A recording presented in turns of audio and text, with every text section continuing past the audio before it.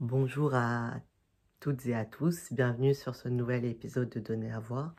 Aujourd'hui, dans cet épisode, je vais parler de la confiance en soi, parce que c'est quelque chose de super important dans la vie. Quand on n'a pas confiance en soi, on laisse faire moins de choses qui nous plaisent, ou même on s'autorise pas à vivre comme on voudrait, parce qu'on a peur d'être jugé ou plein d'autres choses. Et j'ai très longtemps eu un problème de confiance en moi.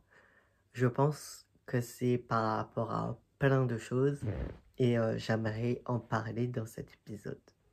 Donc merci à vous de m'écouter et pour la saison 2, on va dire, du podcast, je vais montrer maintenant ma tête parce que ça va me faire un bon exercice pour essayer moi-même d'avoir confiance en moi. Et aussi d'arrêter de toujours parler dans un micro et, et de ne pas me montrer pour plein d'autres raisons. Mais ça va être un bon exercice pour moi de me montrer face caméra. Donc pour venir au sujet de la confiance en moi, je pense que je commence à avoir confiance en moi que maintenant. Donc pour rappel, j'ai 26 ans. Et ça a été très compliqué dans ma vie d'avoir confiance en moi.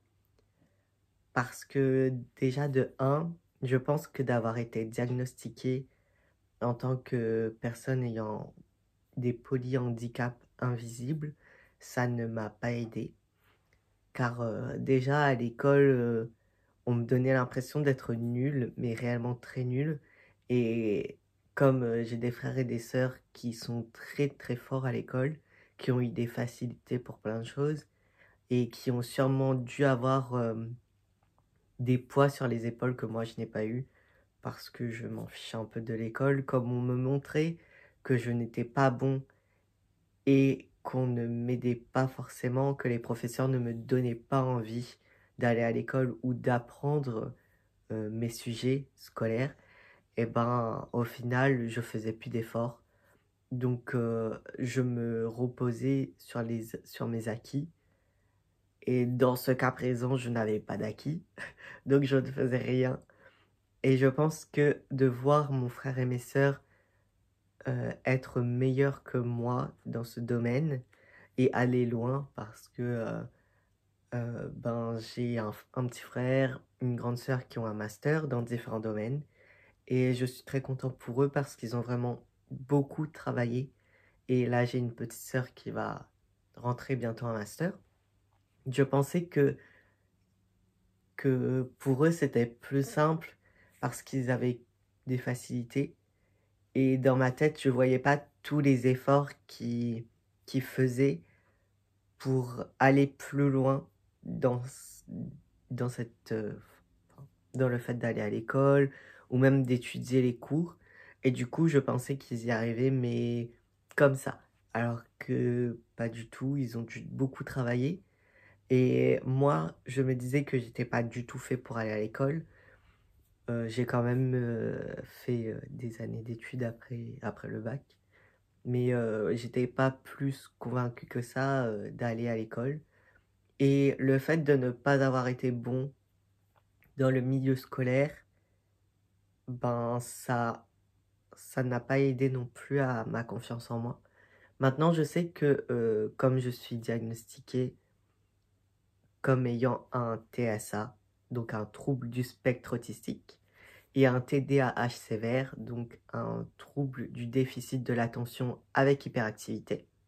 Je pense que si j'avais eu un tiers-temps ou que j'avais été reconnue plus tôt comme personne étant en handicap invisible, j'aurais peut-être plus continué mes études et j'aurais peut-être poussé même jusqu'à un master ou plus loin parce que j'aurais été peut-être un peu plus sur le même pied d'égalité que les autres, alors que là j'avais l'impression de beaucoup plus travailler pour avoir de moins bons résultats que les autres et ça m'a vraiment découragée. Donc je comprends que plusieurs personnes ayant des troubles psychologiques, ayant des handicaps invisibles ou même juste des handicaps qui ne sont pas reconnus étant enfant, eh ben on peut se décourager et perdre confiance en soi par rapport au sujet de l'école, par exemple. Et ça peut impacter plein d'autres choses. Donc je pense à maintenant, avec du recul, que si j'avais été diagnostiqué plus tôt, j'aurais peut-être moins eu un découragement à l'école et j'aurais peut-être un peu plus eu confiance en moi sur ce domaine. Après, je ne fais pas de reproches à mes parents parce que j'ai essayé de masquer énormément et de ne pas montrer que je n'allais pas bien parce que je ne sais pas verbaliser mes émotions. Et je trouve que c'est important de dire qu'ils ont fait comme ils ont pu, au moment où ils ont pu tout simplement.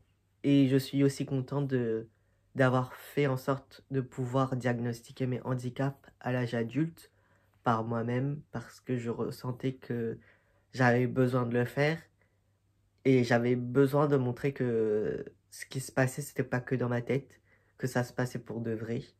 Donc, si vous sentez que vous êtes un peu en décalage avec les autres ou que vous avez besoin de faire des dépistages, des diagnostics, allez-y, peu importe l'âge, réellement. Ça m'a beaucoup aidé à savoir que il y avait d'autres gens comme moi et que ce n'était pas... Enfin, je m'inventais pas une vie, je m'inventais pas des soucis, que vraiment ça se passait. Donc je pense aussi que ça m'a aidé à avoir une meilleure confiance en moi maintenant.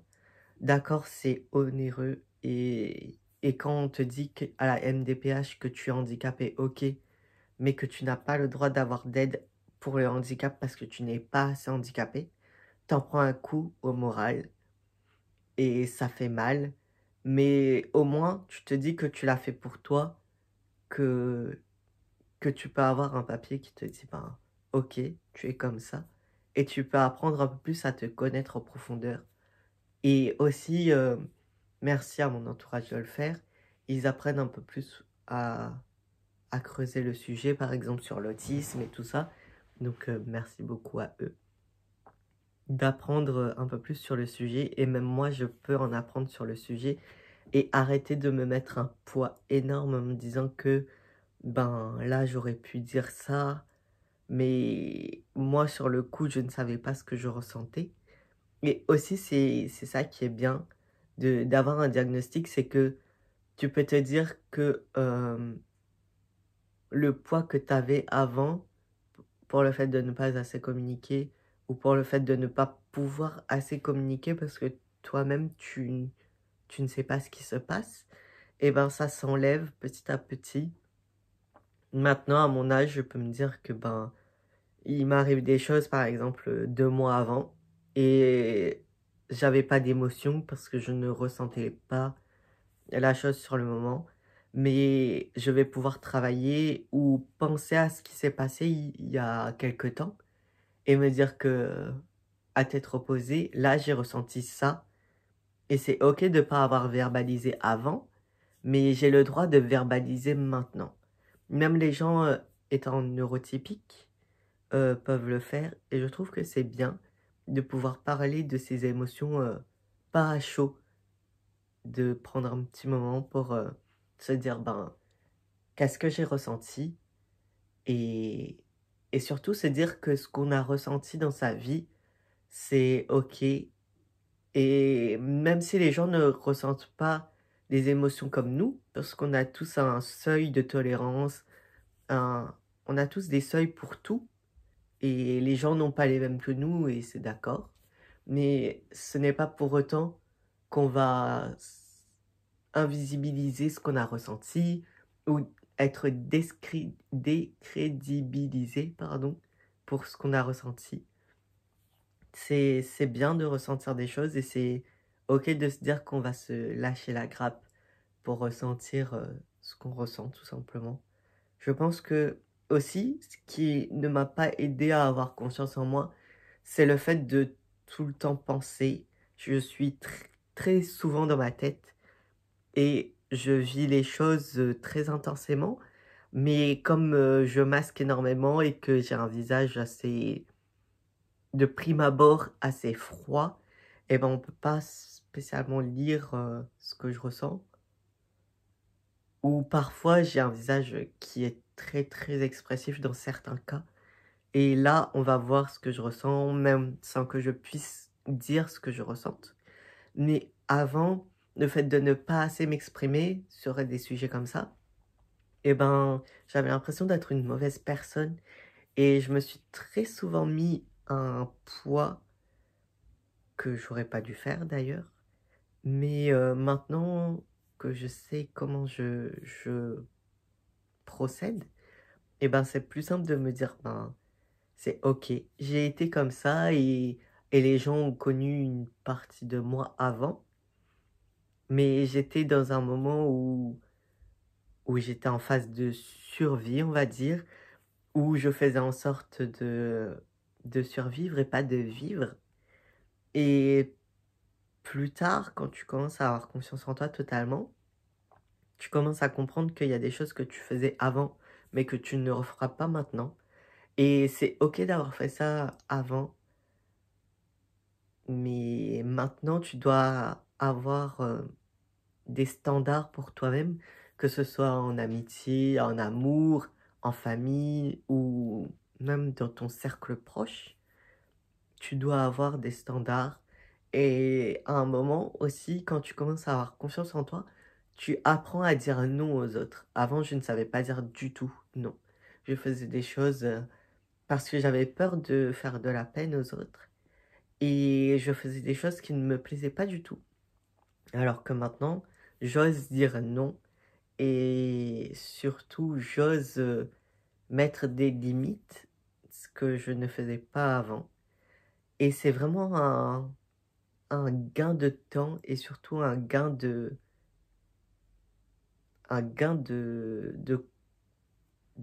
bien-être en fait qu'on arrive à avoir en plus parce que quand on dit oui à tout le monde, et qu'on n'ose pas dire non, en fait, c'est c'est nous qu'on pénalise parce que on prend du temps qu'on aurait pu mettre ailleurs et surtout, on fait des activités qu'on n'apprécie pas spécialement, où on voit des gens qui nous prennent énormément de force ou d'énergie et on aurait pu mettre cette énergie ailleurs.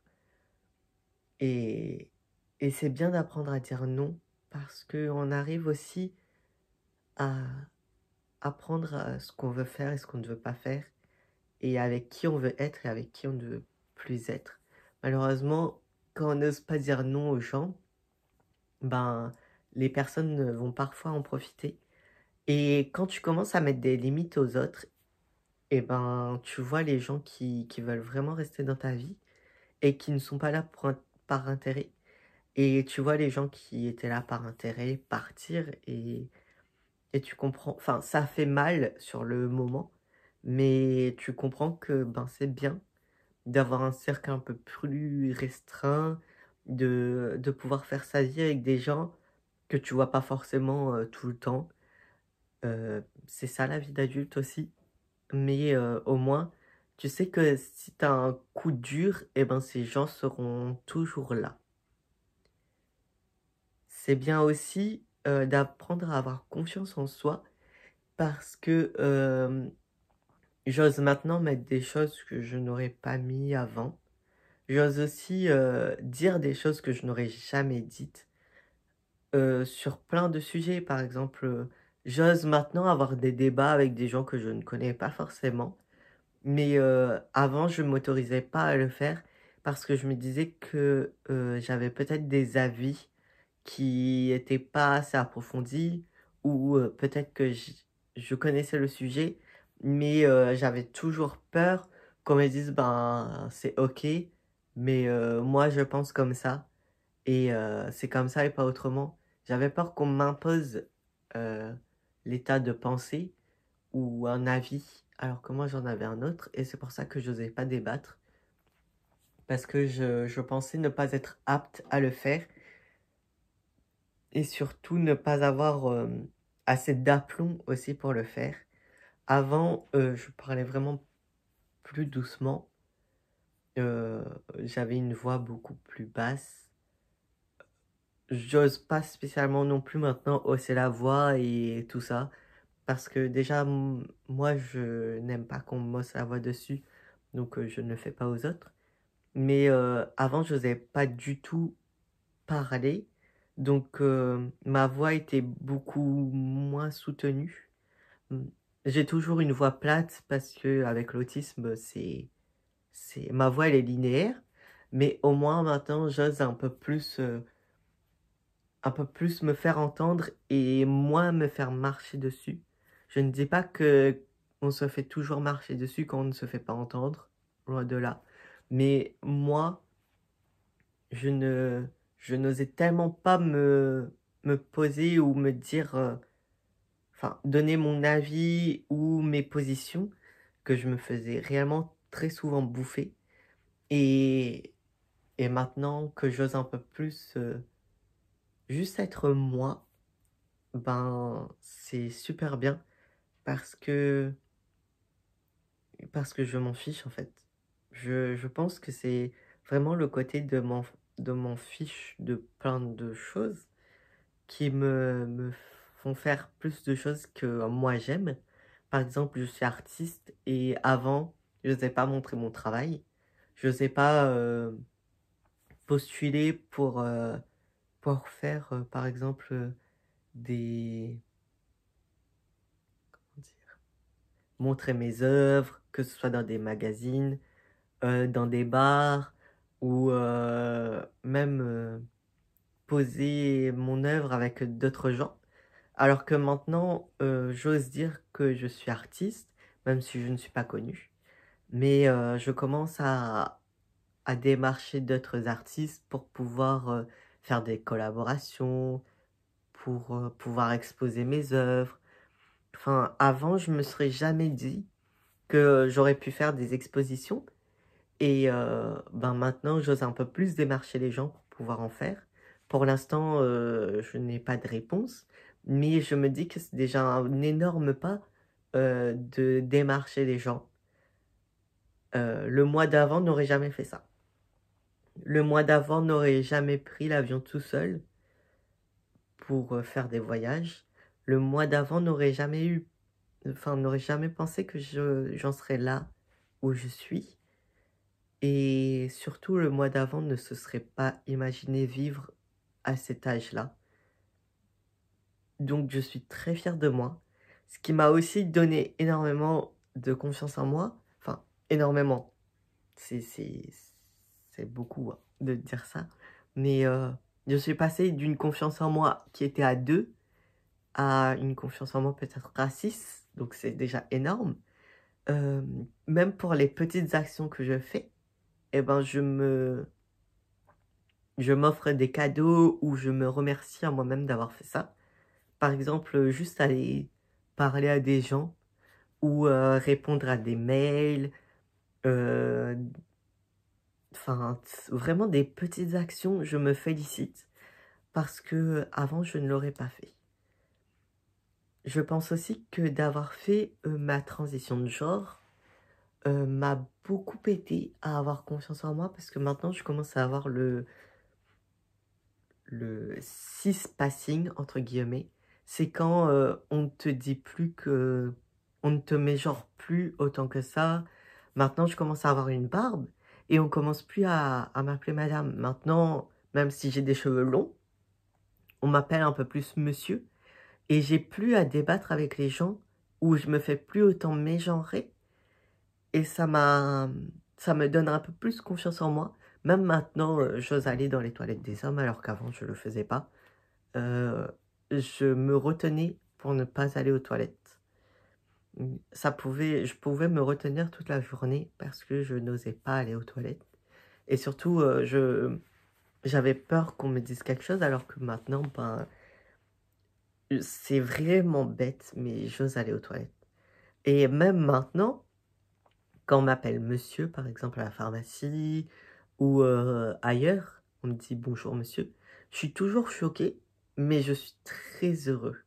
Je, je pense réellement que ça m'a aidé à avoir plus confiance en moi. Aussi, le fait d'avoir un frère et des sœurs ou un entourage proche qui me pousse à faire des choses, que ce soit autant amicalement que famille, enfin qu'au niveau famille, on me pousse à être moi et il n'y a qu'avec eux avant que je pouvais être moi sans considération. Mais maintenant, j'ose être moi avec d'autres personnes et c'est beaucoup.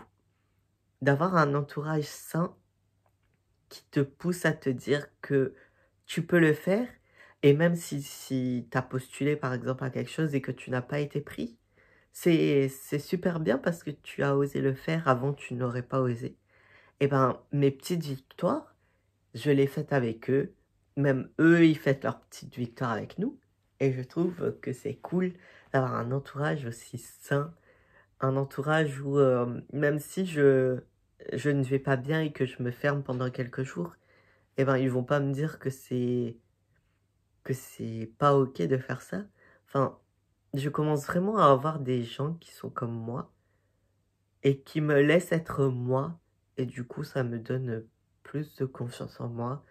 J'ose faire plus de choses qui me plaisent et j'ose aussi, dire, beaucoup plus non pour des choses qui me déplaisent et surtout, je me sens plus obligée de faire des choses. Je fais ce que j'ai envie. Il y aura toujours des choses que je n'ai pas envie de faire et qui me stressent. Par exemple, faire des papiers, appeler au téléphone ou des choses comme ça. Mais de plus en plus, je fais ce que j'ai envie, comme j'en ai envie. Et je suis surtout la personne que j'ai envie d'être. Enfin, je vais dire que je suis toujours en construction, que ce soit de ma confiance en moi, de mon estime de moi. Et Et ça sera, enfin, pour l'instant, je suis toujours là à vouloir être mieux, mais je n'ai plus envie d'être une personne bien, entre guillemets, ou d'être une personne mieux, entre guillemets aussi, pour les autres, j'ai envie de le faire que pour moi. J'ai envie de vivre ma vie comme j'en ai envie, pour moi, et je me dis que s'il y a des gens qui restent dans ma vie, eh ben c'est cool, c'est OK. Heu et s'il y a d'autres personnes qui partent, ben, c'est OK aussi. Mais au moins, les gens qui seront restés dans ma vie, c'est pour la personne que je suis réellement et plus pour la personne que je pensais être ou que je montrais. Parce que, je masquais énormément pour ne pas que les gens me trouvent, trop bizarre, heu, alors qu'on est juste nous. Je pense que d'avoir, l'opportunité d'être soi-même avec les gens qu'on aime, c'est énorme. C'est vraiment une preuve d'amour que d'avoir l'occasion d'être soi.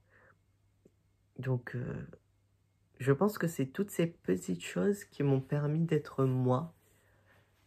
Aussi, ce qui m'a permis d'avoir beaucoup plus confiance en moi, c'est d'être repartie à La Réunion parce que je suis réunionnais et qu'on est venu en métropole, non par envie, mais par obligation. Et d'être repartie à La Réunion, ça m'a permis de renouer avec, l'enfant triste que j'étais et que j'avais laissé, un peu trop en mode survie et juste de partir et de me dire: «Ben, je renoue et surtout je fais la paix avec la personne que j'étais là-bas et je fais la paix avec la personne, que je suis ici en métropole» et ben, ça m'a ouvert les yeux sur plein de choses. Je sais que je finirai ma vie à La Réunion et que, pour l'instant, j'ai des étapes à vivre, autre part, mais c'est OK. C'est bien de vivre la vie, comme elle vient et c'est dur aussi de la vivre comme elle vient et d'essayer de vivre l'instant présent, mais c'est beaucoup. C'est bien aussi d'apprendre à ne plus se mettre autant de poids sur les épaules et aussi, ce qui m'a aidé énormément, c'est la petite voix dans ma tête. Je pense que beaucoup de personnes l'ont. Et de faire en sorte que la petite voix dans ma tête, elle arrête de me rabaisser en permanence. Ou qu'elle dise des choses un peu méchantes, mais qui n'aient plus d'impact négatif sur ma vision de moi. Et ben c'est bien. C'est quelque chose de dur de se dire que la voix dans notre tête, parfois elle aura toujours un discours rabaissant sur soi-même, ou cette voix elle sera toujours plus méchante avec nous que ce que les gens peuvent être méchants en fait au final. Et, et juste de faire les choses comme nous on a envie et plus comme elle a envie, c'est beaucoup. C'est ok de ne pas avoir confiance en soi et de devoir la bâtir petit à petit. Et surtout, c'est ok aussi d'avoir eu confiance en soi et d'avoir eu un événement qui nous a fait perdre toute confiance en nous. Par exemple, le travail, la vie personnelle, une rupture amoureuse, une rupture amicale ou plein d'autres choses. C'est bien de se dire que ben là, on a besoin d'un moment juste pour nous, pour avoir de nouveau confiance en nous ou autre chose. Et c'est bien de se dire que ce n'est pas parce qu'on a perdu confiance en nous qu'on ne pourra jamais plus l'avoir. C'est quelque chose qu'on bâtit. C'est comme pour le bon fonctionnement d'un couple. Ça se bâtit brique par brique. Et ben la confiance en soi, c'est la même chose. Ça, vraiment, on met des briques de plus en plus positives pour avoir confiance en nous. Et, et il faut arrêter de se juger aussi sévèrement. Par exemple, là, mon corps, je ne l'aime pas totalement parce que je suis un peu trop critique avec moi. Mais c'est ok, j'ai le droit. Ça ira mieux plus tard. Et je dois juste arrêter de me foutre la pression, arrêter de me dire que ce n'est pas parce que je suis pas pas du tout, pas totalement, dans les standards de beauté que je n'ai pas le droit de m'aimer et que plus tard on ne pourra pas m'aimer pour mon corps ou pour autre. Il faut juste se dire que on doit vivre la vie pour nous et plus pour la société, pour les autres, ou même pour la personne avec qui on est en couple, ou ce n'est pas parce qu'on reçoit des critiques, que ce soit physiquement, sur notre santé mentale, ou sur plein d'autres choses, que ça veut dire que c'est principalement pour nous qu'on doit le prendre. Parfois, une personne peut nous faire des critiques et ne pas nous connaître dans le fond, et ne pas connaître réellement qui on est. Et c'est ok d'entendre la critique des autres, mais il faut pas non plus trop en faire et trop se remettre en question. Je pense aussi que c'est ça qui m'a démoralisé, c'est de toujours me remettre en question et de penser que les autres ne le font pas du tout, ou voir qu'ils ne se remettent pas du tout en question sur plein de choses. Et, et maintenant, je me remets toujours en question, parce que je le ferai toujours, mais de faire des moins grosses remises en question et surtout arrêter de me flageller pour des choses que je ne peux pas maîtriser. C'est tout aussi bien. J'espère que vous savez que vous avez le droit de vivre plusieurs expériences, de vous casser la gueule, euh, si je peux le dire, ou de faire des erreurs et d'apprendre de nos erreurs et de ne plus les faire par la suite. Mais nos erreurs ne nous définissent pas. Et surtout, on a le droit de faire autant d'erreurs que possible et d'après retourner sur un projet ou de faire autre chose mais diamétralement opposé. Nos erreurs, enfin avec nos erreurs, on ne va pas partir de zéro parce qu'on sait ce qu'on ne peut et ce qu'on ne doit plus faire et on va s'améliorer dans tous les cas. Donc voilà, juste vivez votre vie. Comme dit ma petite sœur, on est sur un caillou qui flotte dans l'espace Personne ne nous connaît au final, même nous, on ne se connaît pas réellement. Même les membres de notre famille ne nous connaissent pas parce qu'on vit des choses qu'on n'ose pas parler, ou on vit des choses où on se dit que c'est des choses de futiles, alors on va pas en parler aux membres de notre famille ou à nos amis. Quand je dis membres de la famille, c'est soit la famille de sang ou soit la famille qu'on s'est créée, bien sûr. Mais on vit des choses que les gens ne savent pas. Et même parfois, on se crée des soucis ou on a des soucis qu'on n'ose pas partager. Et je pense que c'est bien et c'est ok de se dire que ben en ce moment on n'est pas bien et on a besoin d'avoir un temps pour soi. Mais si on a des soucis, eh ben on a le droit aussi d'en parler aux gens qui nous entourent. Ou si on ne veut pas alarmer les gens, on a le droit de pouvoir juste demander des conseils et de ne pas dire ce qui se passe dans nos vies. Parce que notre vie privée, c'est privé. Et qu'on a le droit de ne pas partager avec tout le monde. Donc, vous avez le droit de partager ou non. Mais il faut savoir que parfois, quand on partage notre vie ou nos soucis, il y a des gens qui sont vraiment très touchés du fait qu'on leur partage ce qui se passe dans nos vies.